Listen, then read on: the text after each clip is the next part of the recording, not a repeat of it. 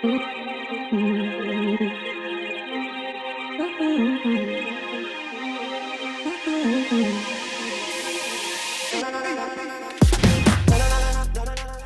humans spend most of their life mostly working. One researcher found that over the course of a life, a person will spend 90,000 hours at their job. And that doesn't include all of the other responsibilities we have that don't count as our job: parenting, neighboring, mowing the lawn, fixing the dishwasher, feeding the dog, having a hobby. We all have work to do, a set of responsibilities that are ours, every day, lying on our shoulders. But what does work mean? And why is it so central to who we are and looms so large on our horizons?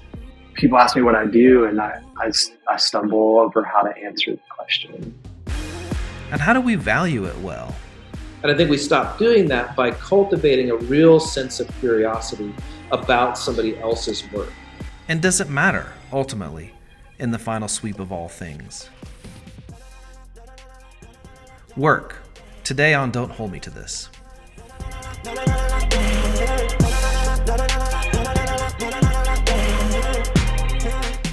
The topic of work, the idea of work, the kind of life of work is not theoretical for you and I. I know for me,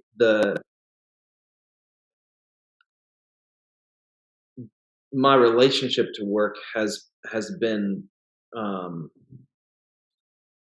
disappointing and volatile and shifting and unexpected and everything else over the last, whatever it is, almost 25 years. I remember one of my friends who I went to seminary with recently posted something on Facebook, and he, after graduating from seminary, he went to go work for a big restaurant chain, kind of in management, and now he's working somewhere else. And I think he was trying to be kind to someone else in a conversation on Facebook, and he said something about like sometimes our dreams don't come true. And I posted underneath it, I said, and sometimes our dreams are sort of snatched from us,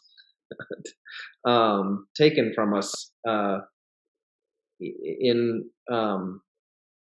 in real difficult circumstances, in ways that feel, at least for me, in ways that I felt powerless and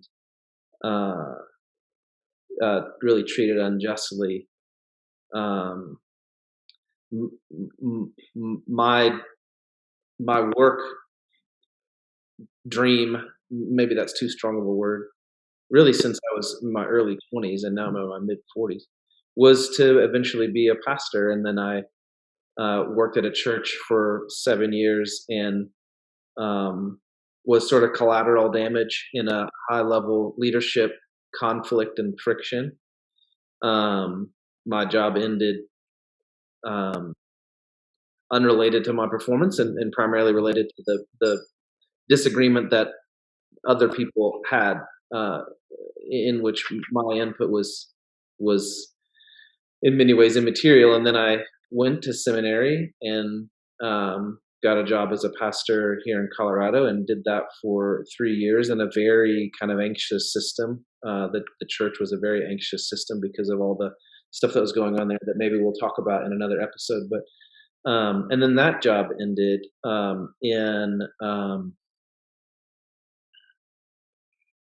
it's weird, Shannon, I'm still, this many years later, that was in 2017, still trying to figure out how to talk about it in a way that's fair and honest and true and not coming out of bitterness and all that sort of stuff. But the leadership there, the pastor and the elders, in many ways sort of conspired together to end my job. The pastor lied to them about something that I did that I didn't actually do, told them I did something I didn't do. And so that job ended, and it precipitated a sort of 6-month kind of nightmare of an investigation into the accusations. And in many ways, my dream of being a pastor, my plans of being a pastor, and all the training and everything felt like they all sort of came to a abrupt halt. It didn't feel like a dream that I struggled to achieve didn't come true. It felt like the dream was in many ways the reality, and then it was taken away.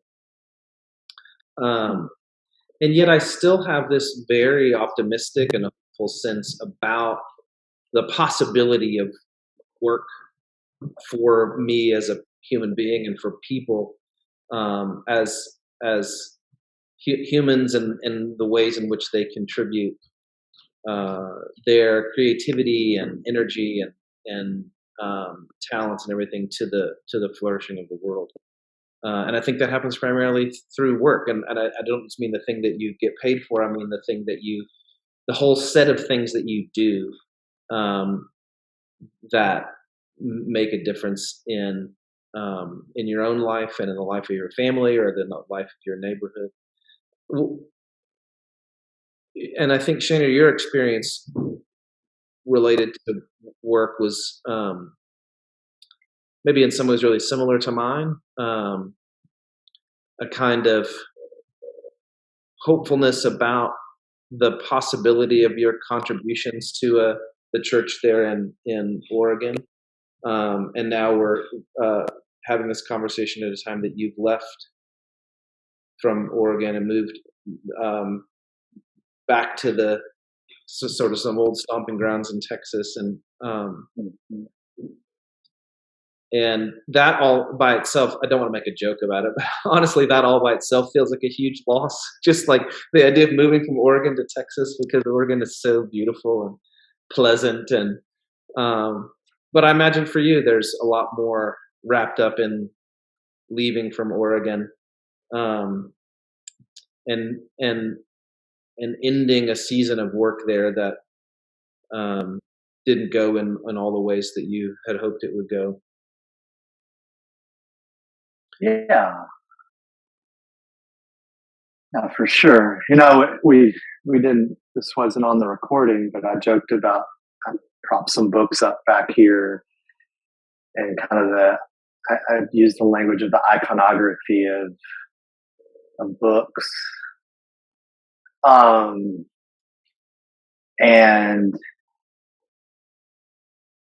in that world that I hoped in and dreamed in, that I'd be sitting in a room right now where there would be shelves with books, right? There, I would be likely in a pastor's study, rather than in the room that we haven't done anything in a house that's too big for us because we wanted to live because the reasons why we're here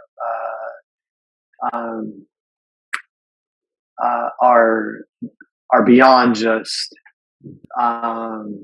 utilitarian for us, or maybe they are very utilitarian, and that we have this room that's going to eventually be an office, but we haven't really done anything for it. And so those books sit back there kind of in a different kind of symbol of, I think, what you just described, which is what I had dreamed my life would look like after this would be, we'd be finishing up our 8th year in Oregon.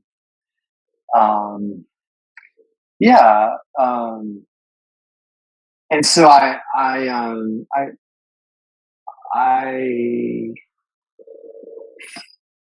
really thought and leaned into, I've said this a lot, and I don't know where I've said it. I don't know if I said it on the last podcast, but leaned into a lot the idea that, where I was and what I was doing there in Eugene, Oregon was, in my wheelhouse. And I would use the language like, we're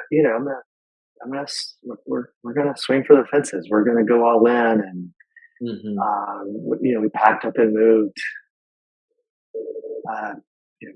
2,000 miles from where we had spent most of our lives, and we're really there to in our minds to stay. Um, and that that dream was snatched. I would say snatched from me, or at least the way I had conceived of what that would look like was. Um, and now people ask me what I do, and I stumble over how to answer the question, because it's been at minimum heavily rearranged, Yeah.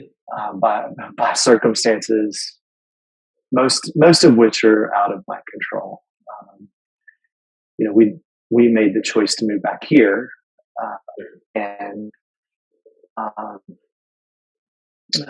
for reasons that we felt were the right reasons, but you know,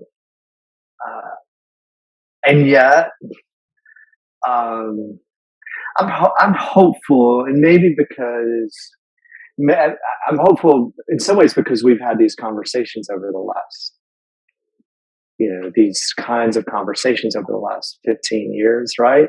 Mm-hmm. How long has it been? Yeah. And in some ways, I'm at a stage, maybe having, we did touch on this last time. I think maybe having things come your way or reordered in a way that are out of your control, because it's out of your control, at least invites you to consider the possibility that there's something, I don't know, else, Mm-hmm. and so I'm hopeful, even though it's, sometimes I'm scared shitless. Mm-hmm. Well, that makes me think of like a two poles that maybe our experience kind of brings to the surface. On the one side, there is always, this is not just true for us, and maybe in some ways it's not true for me. I don't know that it is true for you either, but on the one side, there's this kind of, in a kind of Western culture, this putting on a pedestal of the job that we have, the thing that we do to get paid, and we refer to that as a kind of idolatry of work or a kind of workaholism, which I think is a kind of ever-present risk. And it's a risk that's related to the thing on the other pole, which is the sacredness of work. My son is looking out at the forklift driver taking roofing material off the bed of a truck, and the whole thing happens as a kind of ballet of really beautiful blue collar skill, and he says this is awesome. Like, I know what he's saying is that these men are doing the thing that they're made to do. they that activity for them is sacred. It is them being their most full self, at least judging by how good they are. But maybe they hate it. And I want to leave the possibility that they hate doing that, but they didn't look like they hated it. They really looked like they were really flourishing. And I think those are the two poles. As I think about my experience of work, those are the two poles that I kind of constantly feel a pull between. And at the same time, I think maybe the reason why our experience was so deeply affecting us in a negative way, my losing my job, well, twice in churches, and then your work there in Eugene coming to an end without feeling like you reached the hopes that you had when you first started. The reason why that was so painful is that it really was sacred. There really was something sacred about it that feels like it wasn't allowed to grow to its full potential. Yeah. So I have a lot of thoughts out of that. What were the two poles? One is the beauty and the sacredness of it. And the other side was that kind of like all the ways in which we can misuse that, and like for example, the kind of like stereotypical American male who neglects his wife and kids because he's working 80 hours a week or whatever, and justifying because he's providing all the things that the sort of Western vision of success suggests he's supposed to provide. And I don't think there's anything sacred about that, but it's not because the work itself isn't sacred. It's because he's kind of adulterated it and perverted it with a kind of overwork, an overemphasis on the time spent doing that thing. Yeah, maybe. Yeah. So I think about the guys, the guys unloading the flatbed trailer. So maybe they do hate their job, but this is maybe this is my pastor brain kicking in when you say that. But maybe that's because we haven't done a good job of painting, inviting their imagination to see the beauty of what they're doing. Mm-hmm. And our communities have lost the ability to maybe share in that, the economy of all of that, right? Because the other thing I thought of, with, Lincoln being so excited about it, he's excited about what they're doing, but he's bringing into that the magic of the forklift, right? And all that goes into making one of those things operational and turn on a dime and lift heavy things, and so the economy of even that moment is bigger than just the two guys unloading a flatbed trailer. It's the factory. It's the people who think about hydraulics and create systems and machinery that's able to do this work that extends human capacity, and so he's enamored in that moment with the communal aspect of just what it takes for two guys to get some shingles unloaded in somebody's backyard, right? Yeah. And he doesn't know that, but he doesn't also know to see it as mundane. He sees it as something that's spectacular, and I think about this often, but I don't, and I like the idea of it. I just don't know. I feel like the mountain that we have to climb is so high that maybe I get I get tempted to give up before really putting my shoulder to the plow. But I think about Charles Taylor's language of just the world being disenchanted, and part of what we need to do is re-enchant the world. And it seems like what you're describing for you and your son in that moment was re-enchanted. Mm-hmm. It was re-enchanted for you because he invited you into it, right? Yeah, by his wonder. That's right. He didn't have any of the roadblocks, speed bumps that have been created by our own hierarchy of work that counts and work that doesn't count, and work that's valuable and work that's discardable, and workers that are doing important stuff and workers that are kind of dispensable or replaceable. He didn't have any of that. He's not read any Marx or any Adam Smith, and he doesn't know anything about all the the downsides of the assembly line and the genuine upsides of the assembly. He doesn't know any of that. And so what I could see was the kind of, maybe in some ways he saw that event of the unloading of that flatbed trailer with a forklift, and two men sort of running the symphony.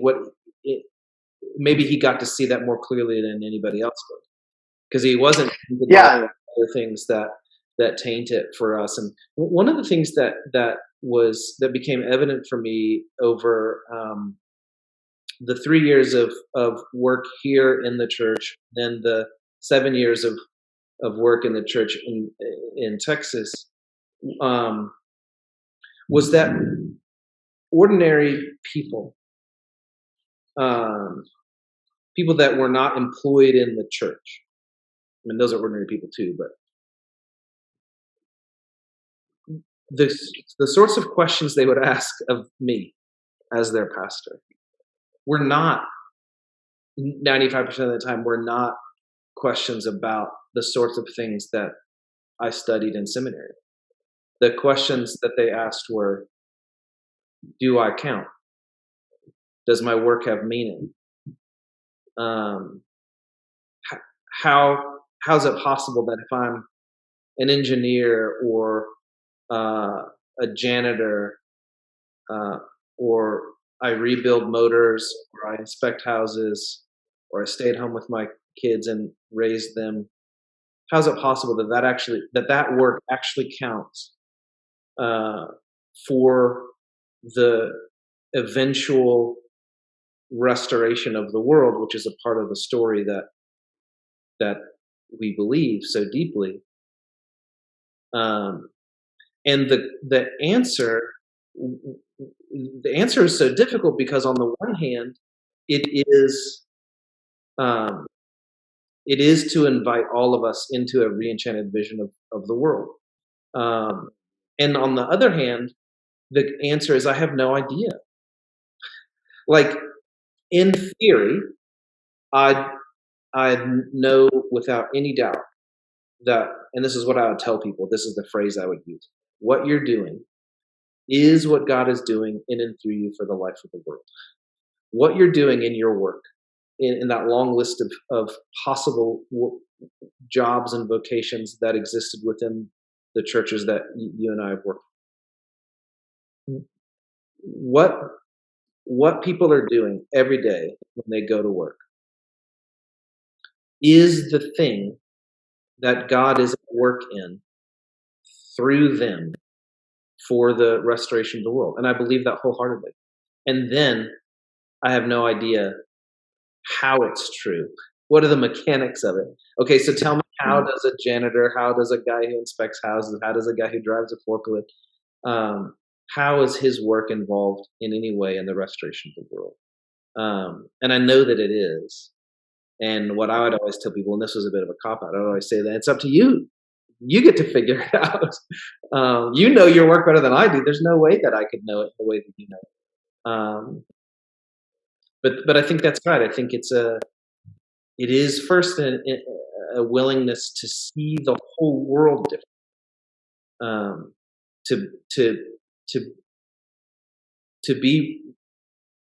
to have our vision of the world re-enchanted, that there's things here going on, and to which I'm making contributions that I may never really understand with any kind of depth. Yeah, I mean, it opens up. My brain's racing, but so there's I want to pull on a couple of threads. One, I want to step over here and just say, those conversations about, does my work matter? One of the things I just want to invite anyone who may listen to this watch this, who is a pastor, one of the reasons that I've heard that question is because pastors often communicate that it doesn't. Yeah, absolutely. Like I've seen, I can remember a very specific conversation where the person was like, look, this particular person was was a heart doctor, cardiologist, and he's like, if I don't pursue perfection in my job, I realize nobody's perfect, but there's a high level of perfectionism that is demanded by what I do. And over here, I'm told that a pursuit of that kind of perfection is always a signal of idolatry, right? It's Right. what he was saying is, I don't hear the beauty of what I do and the skill that it requires and the attention to detail and the pursuit of perfection. I don't hear somebody saying that's beautiful and good and true, Yep. and God loves it, and it is a part of the remaking of the new heavens and new earth and what we bring to the story of that. Yeah. Yeah. In fact, So I want to. a really interesting example of that. The church that we are in here in Colorado, the lead pastor was a big cheerleader for hospitality, and what he meant by hospitality was inviting people over to your house for dinner. And I think that's a bit of an anemic vision of hospitality. We can talk about that maybe in another episode, but that's what he meant, was inviting people over for dinner. And what he would always say, I think, in an effort to kind of galvanize people toward that and encourage them to do it, is to say, it doesn't matter if your laundry's put away, it doesn't matter if the house is clean, it doesn't matter if you've made a nice meal, it doesn't matter what things look like. The point is having people over. And what's interesting is that I think for some people that was like, oh, good, I don't have to be Martha Stewart in order to do hospitality. But for Diane, for example, who's an artist and interior designer and loves to set a table and create an environment that feels like she spent real time thinking about who's coming and what their story is and how to make them feel welcome and how to make them feel like a part of it. What she heard is that all of your gifts don't matter. All the things that are important to you, a beautifully set table, an ambiance that says we've thought about you, a meal that is memorable, cocktails that make the conversation flow really well. What she heard was none of that is important. And what's interesting is that it's a very disembodied kind of thing to say, right? To say that the meal doesn't matter, to say that the table setting doesn't matter, to say that the warmth of the place and the welcome of the place doesn't matter, is to say it doesn't matter that you're embodied. It doesn't matter that you're a human being with extended in time and space. It's just the idea of hospitality that matters, which is kind of anti-hospitality. Which is so, I mean, I get the point. I get what he was trying to do, which is to alleviate the one side. But my mind immediately goes to, well, why did Jesus then save the best wine for last? That's right. And why the punchline is, wait, what you saved the best for last? Nobody does that. Right. And of course, those kinds of things, presentation, a space that people feel safe. Yep. Those things. There are people out there who are gifted to attend to those things, and that should be honored as a part of our humanity. Yeah. I get that, and so then the other part of me wants to sort of theologize about the question of how. Yeah. You said people, how does this work? And I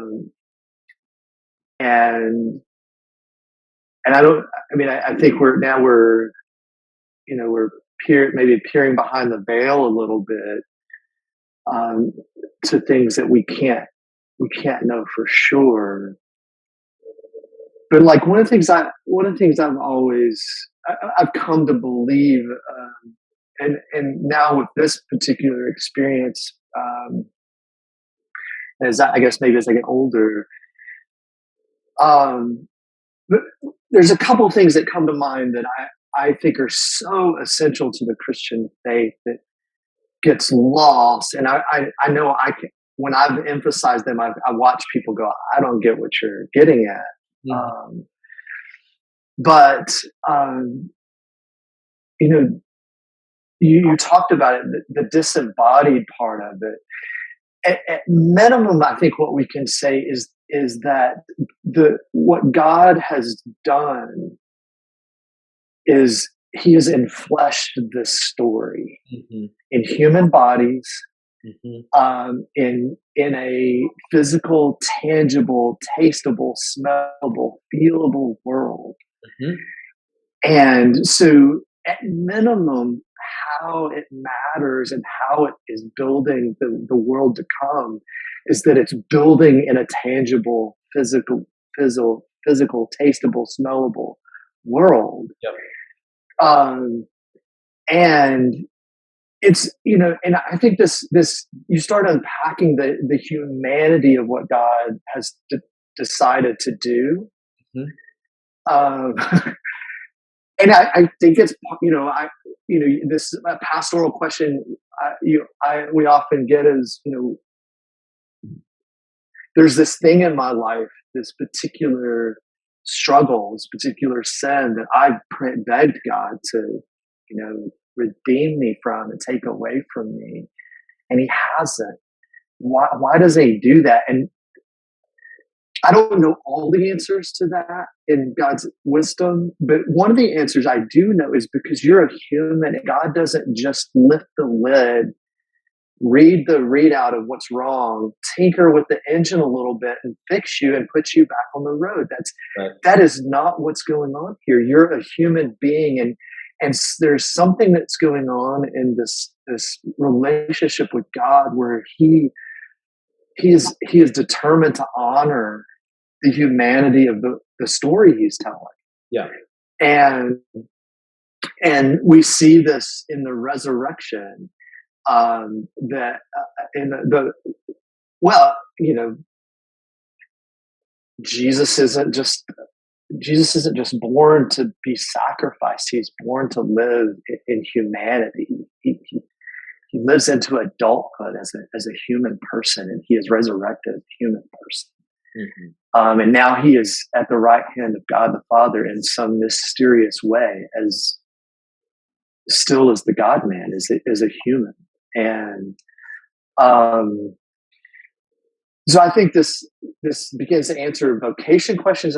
For me, it also answers the suffering question, which is these things become part of the tapestry of the tangible reality that God is invested.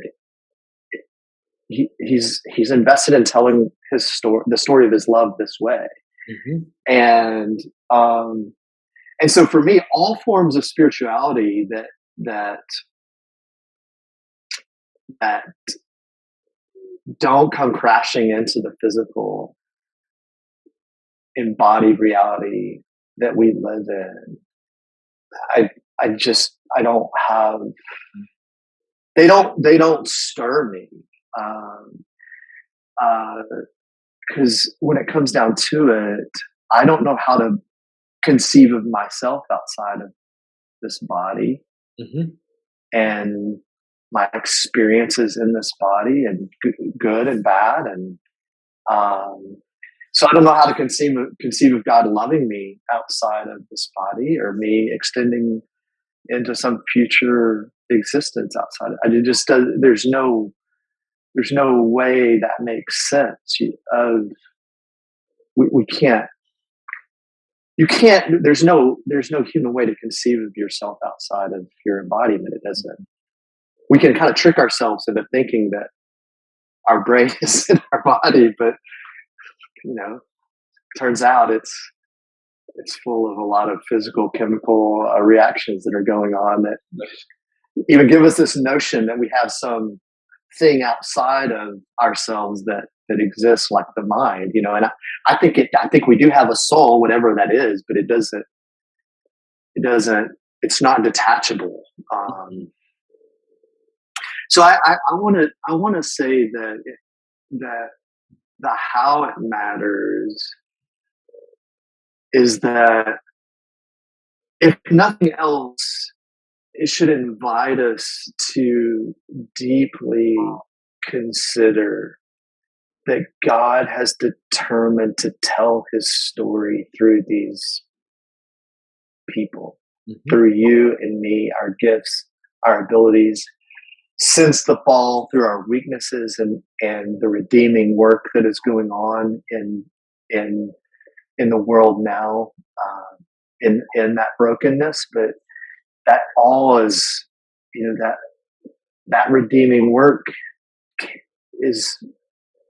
enters the story in a body, I think if we can,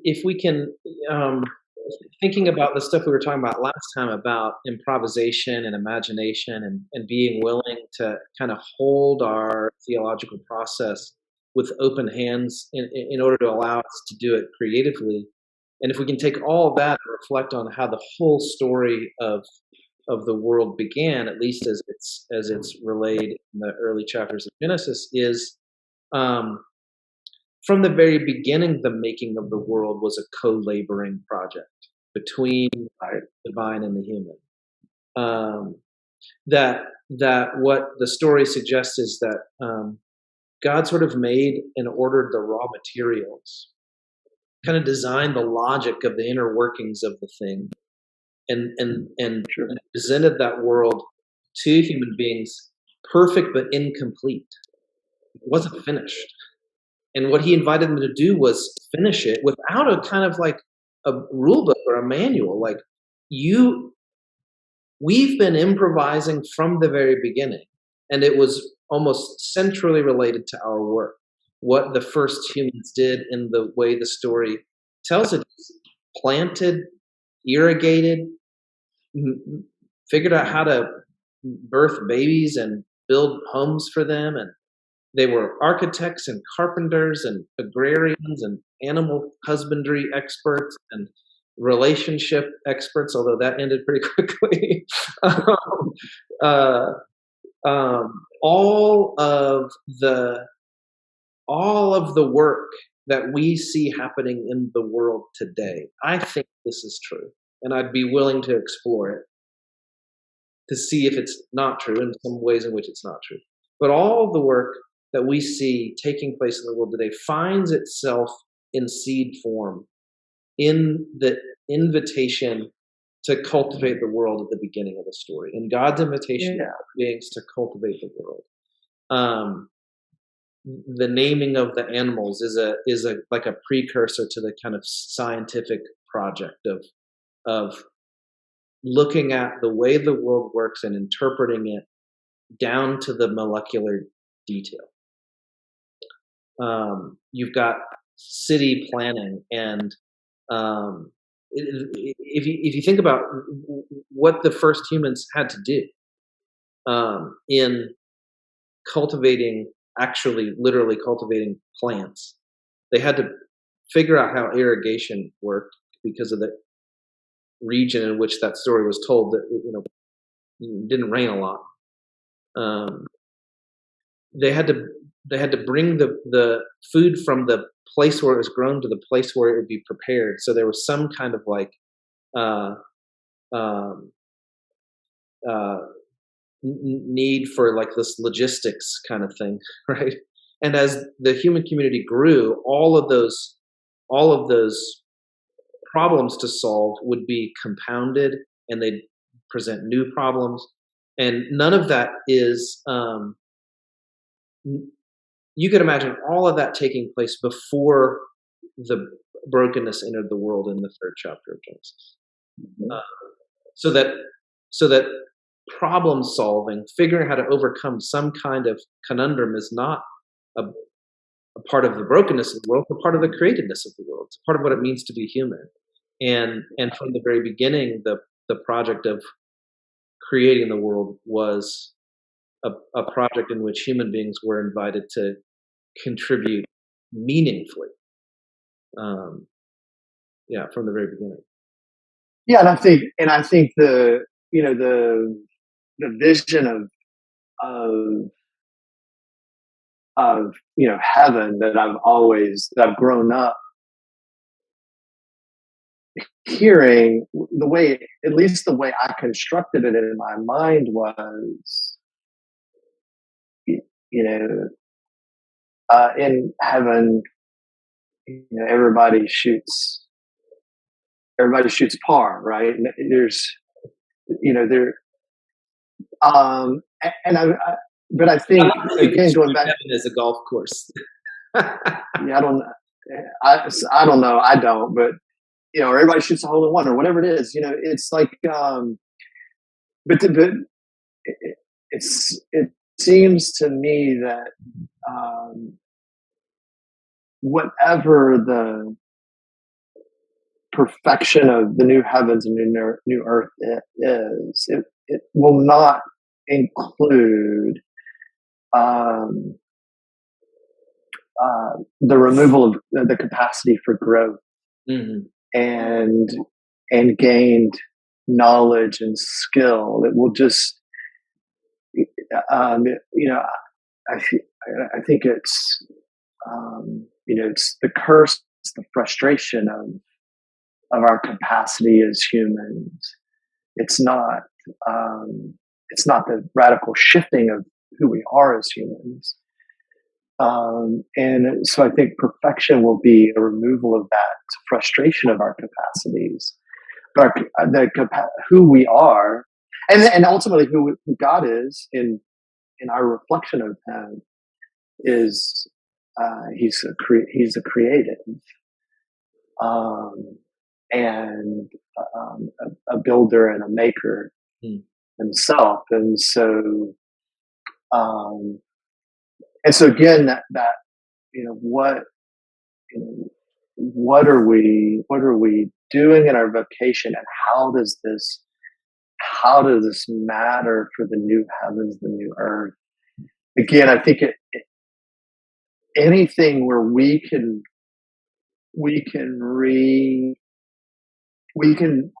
reimagine, be invited into the reimagination process.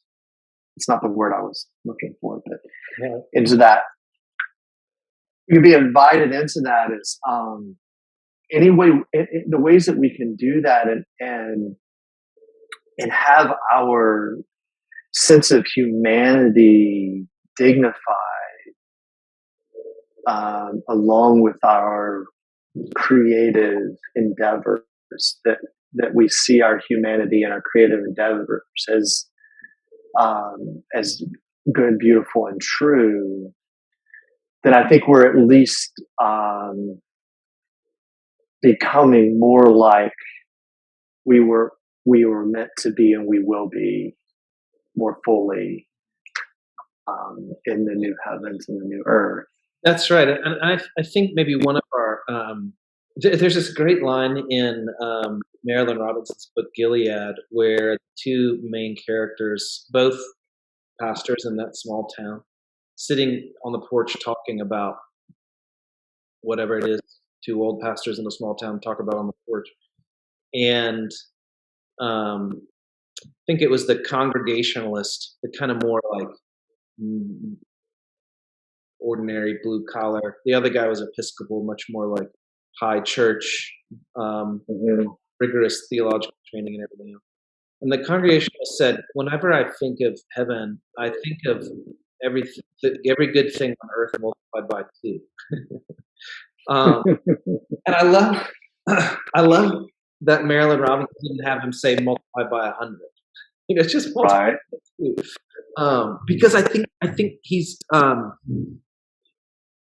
what he's saying is that the way the world becomes what it's supposed to be is not by becoming something other than what it is.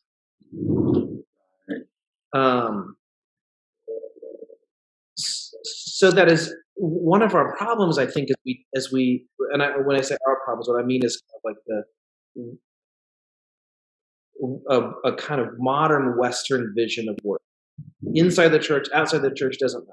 Anyway, is that we have construed meaning as almost synonymous with celebrity, with fame, that that in order to be doing something meaningful, we have to be doing something that hundreds of thousands or millions of people can see and want to download for 99 cents.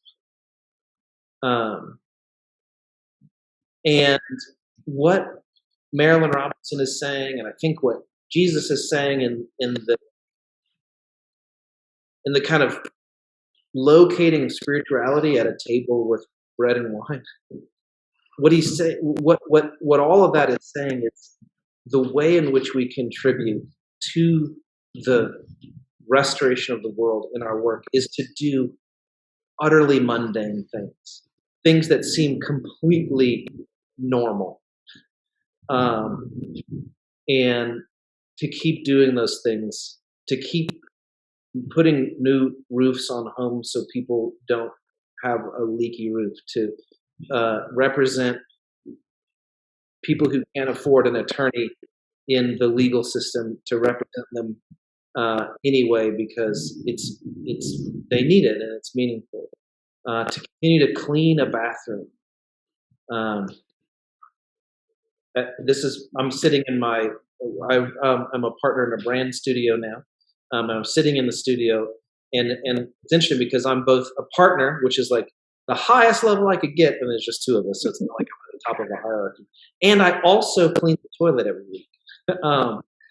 So I'm sort of living in both ends of that a kind of modern, I think, misconstrual of a hierarchy of the importance of work. And so for me,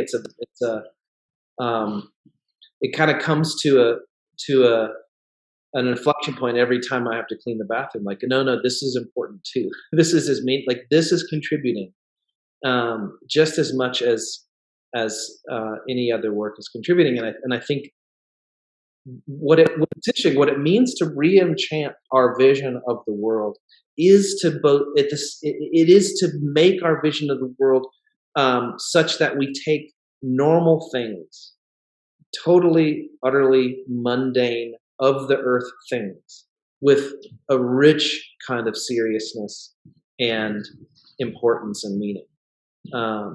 So it feels in some way contradictory. But if the whole movement of God and the Christian story is coming down, then maybe we could take a lesson from that. That we should be coming down also, a bending down close to things that seem unimportant to imagine all the ways in which they are richly meaningful. Right.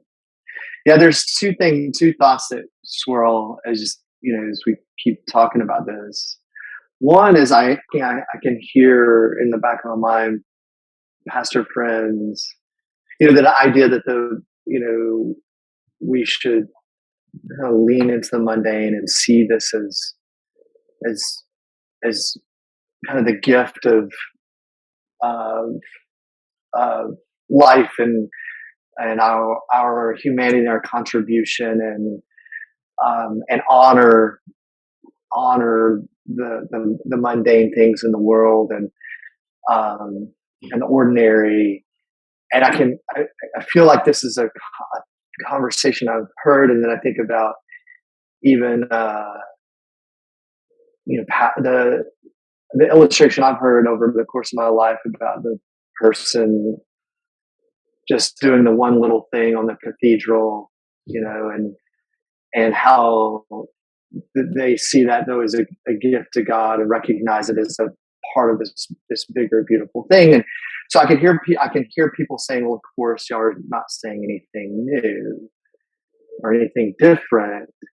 And the other thought I have at the same time is to live this way, and to think that to actually live this way feels like we're inviting people to a resistance that is too costly to bear Mm. because there is so much pressure out there to efficiency and what else? Efficiency and notoriety. Notoriety and all of these things that we, even the church world is still living, churning out the notion that bigger is better, and a fish. I live now in a part of the city where new church buildings are all very uh, um, I'm trying to think of the word for it. It's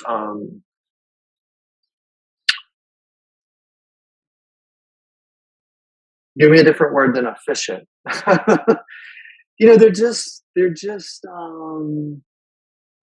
They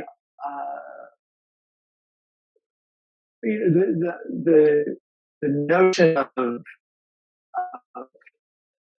craft and of um, of aesthetic and those kinds of things, they're not really built on that. They're built to get cars into a big parking lot quickly and out quickly, and they're made in a very American kind of notion of how we gain a lot of people and move a lot of people through a system with efficiency. And so again, I feel this dual reality of what we're talking about, which is, the church has been saying this forever. You guys aren't saying anything new, and yet there's this also huge resistance to this kind of imagination, even in our own church spaces. No, and I think that there's. I don't know what to do about that. Yeah, I was going to, if I can kind of double down on your point from an example, and not all of the bad examples of leadership come from the pastor that I worked with here, but many of them do. Like I said, I don't really know how to talk about that my time there without kind of constantly sounding like an asshole. But maybe that's the way to do it. And this is to the point you're making about, like, Jeremy, Shaner, you guys aren't saying anything. You guys aren't saying anything new. We've been talking about the centrality of vocation for centuries, and I think that's actually the problem, right? That we've been talking about it, but the ways in which we've been living our lives and ordering our churches and our communities have been mitigating against the very thing that we're saying. So, like, in our when people joined the church, at the church that I work for, you'd have 30 people joining over a couple of month process, and they'd all, at the end of this process, they'd come up on stage on a Sunday morning, and the pastor would introduce them all, or they'd introduce themselves. He'd pass the microphone around to them, and all we'd learn about them, you got a congregation of 300 people or whatever, and 25 or 30 people standing on stage, and all we'd learn about them is their names and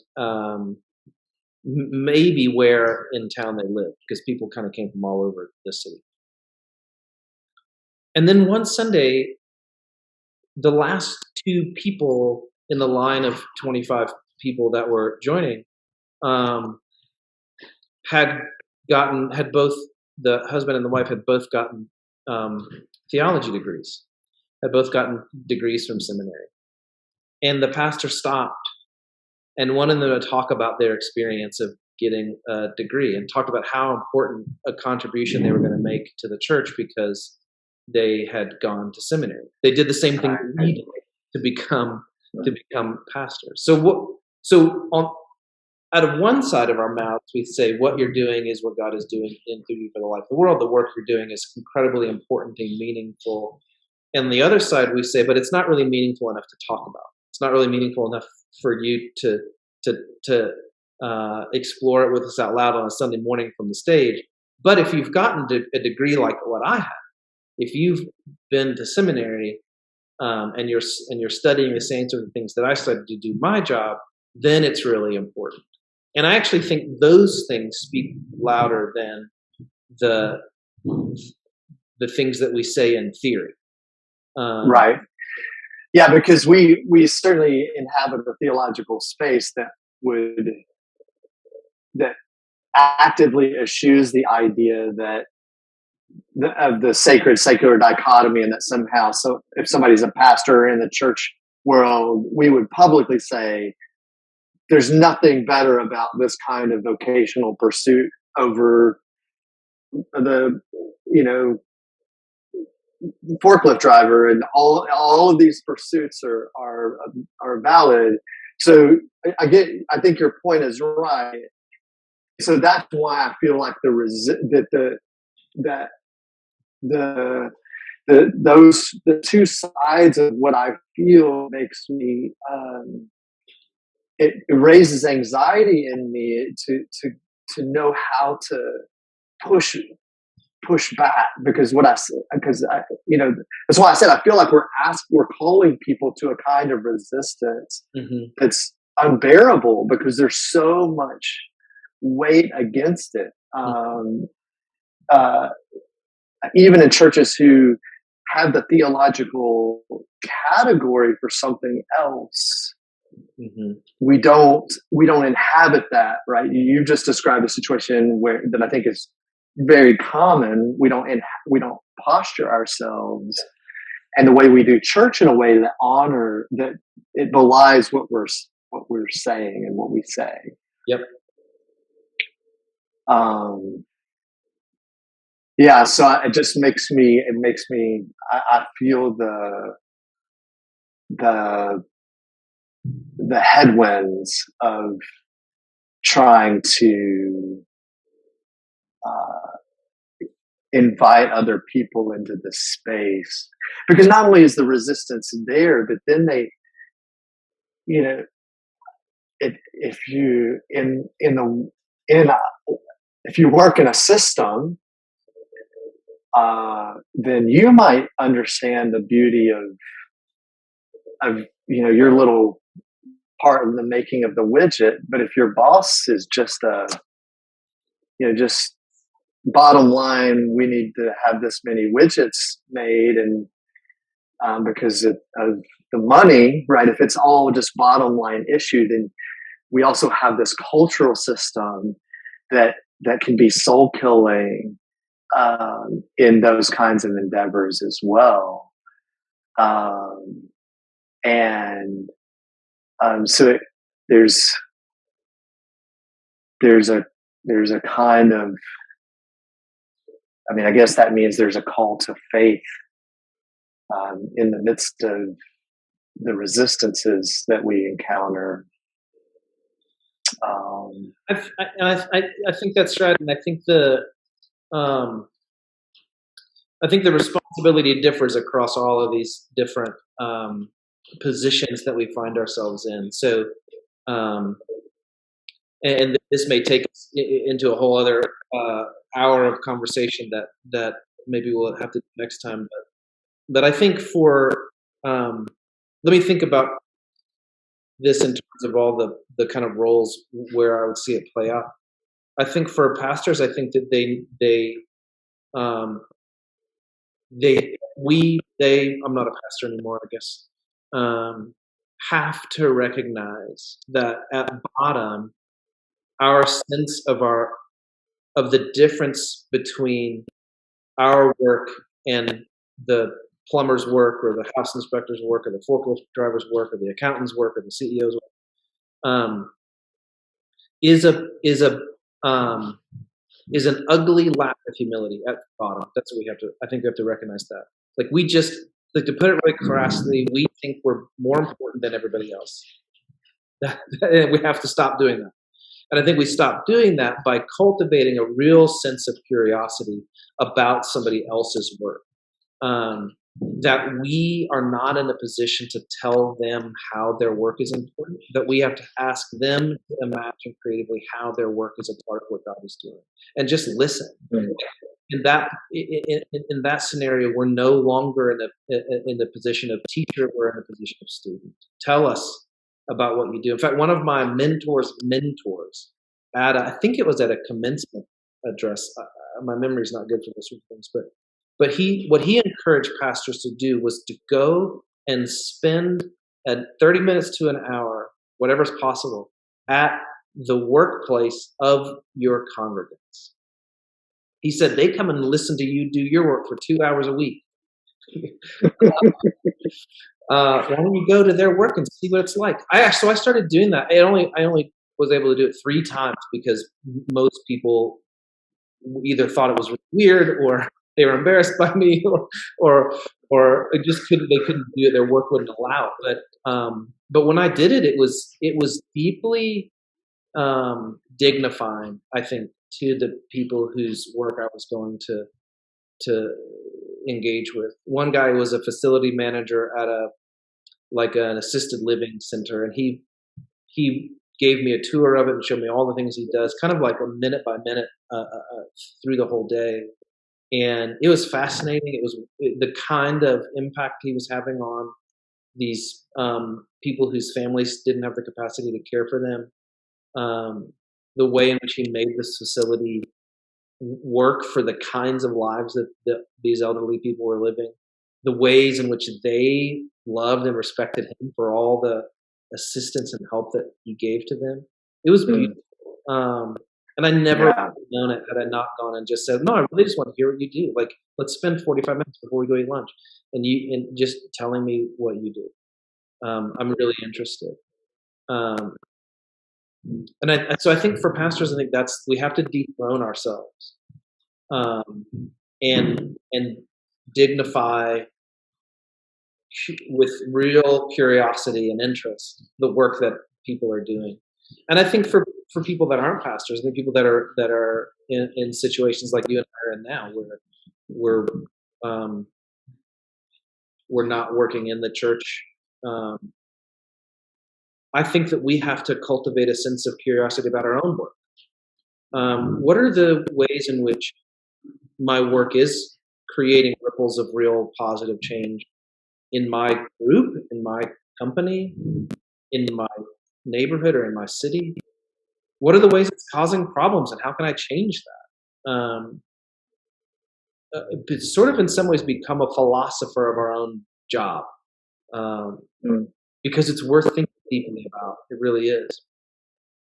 And I think for leaders in organizations, and I think they bear a different level of responsibility, people that are responsible for managing a group of workers, I think the way in which we see this changed is that they become cheerleaders of the meaning of the work that their team is doing, not just meeting of sales goals or productivity metrics or whatever, but like a real cheerleader of the actual outcomes that the work that this team is doing is propagating in the world, to connect their work every day with the overall difference that the whole company is making, to see how your part in the cathedral is contributing to show them the drawings of the cathedral, right? Like the guy that set the rock in the wall, and maybe he sets 30 rocks over the course of a year. Maybe he never got to see the full drawing. And one way to suggest to him that his work is richly meaningful, just let him see the drawing. Look at the part you're playing. If you didn't do your part, this beautiful thing that we right now only have in theory on these roofs, this beautiful thing would not stand. It crumble, wouldn't even get to the place of crumbling because it wouldn't be erected, right? Invite people to the table where at least they can see the bigger picture of their work, if not also be involved in the decision-making process to get there. Which is, of course, as scary as this whole project of reimagining the importance of our work is, because when we invite people to the table, we have to listen to them, and that's really hard. They might have good, they might think of something we've never thought. That's all just off the top of my head in terms of the way in which we bring about the change in a kind of anemic way that we've thought about work, or an anemic way that we've treated work. Maybe is a better way to say it. Cool. Well, thanks for thinking through that stuff with me. Yeah.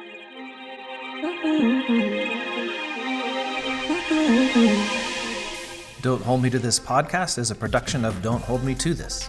You can find out more, do some more reading, and get in touch at don'tholdmetothis.com. No apostrophe.